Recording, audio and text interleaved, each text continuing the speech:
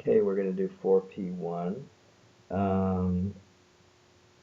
We're looking at this graph here, number one.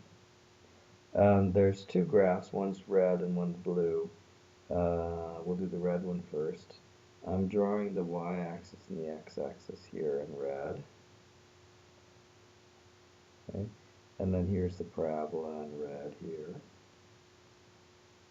Okay. Just as a review about what a standard parabola looks like, remember that when you have a parabola, the first vertex point that you draw, let's say that this is the vertex. The vertex, let's say it's going to be at 0, 0. The other points are going to normally be here, like this is x equals 1, and then if you square it, x equals 1, and if you square it, still 1. X equals -1, if you square it, it's 1.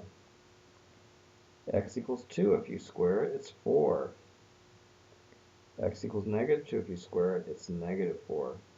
So this is like the basic shape for a, didn't go down low enough, for a standard width parabola, okay? The points go up 0, 1, 4, and the next one is 9, 16, etc. So 0, 1, 4.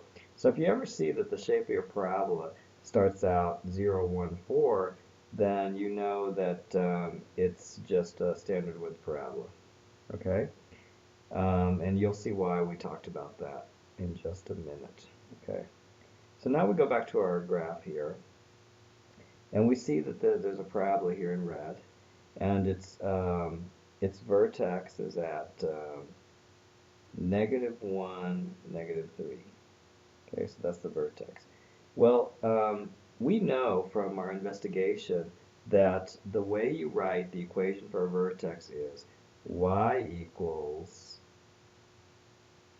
a times x minus h all squared plus k, and h and k are the coordinates for the vertex. So in this case, the vertex is 1, -1 and -3.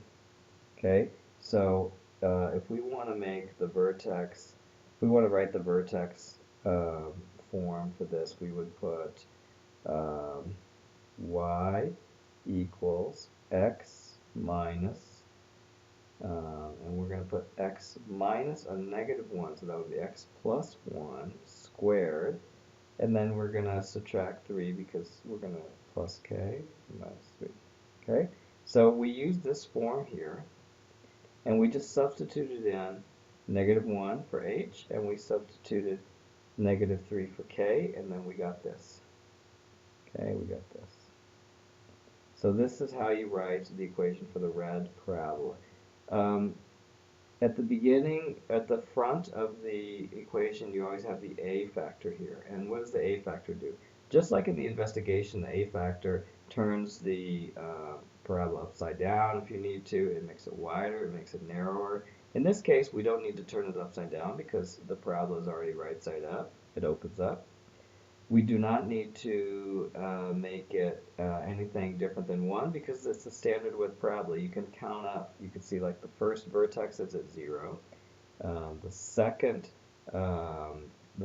point is at 1, and the third point is at 4. So you can see it counts up 0, 1, 4.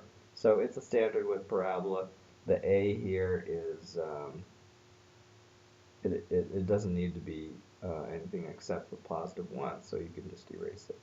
Okay, now let's look at the blue one. The blue one, the vertex is at -2, -5. So we're gonna write an equation for it here. Now we're gonna use this form again. We're gonna use this form again. Okay. So we're going to write y equals a times x minus h squared plus k. The h is going to be -2. So minus a negative h would be the same thing as plus 2, right? And instead of plus k, we're going to write negative 5. Okay, so that is the equation for the blue parabola. Now, do we need to put anything special in for A? No, because the blue parabola is also opening up, so it's a positive A. And as far as the width goes, let's count. It's like 0, 1, 4. So this is also a standard width parabola, so we do not need a special value for A. We can just leave 1 there, okay? So the equation for the red parabola is y equals x plus 1, y equals x plus 1 squared minus 3, and then for the blue parabola, it's x plus 2 squared minus 5.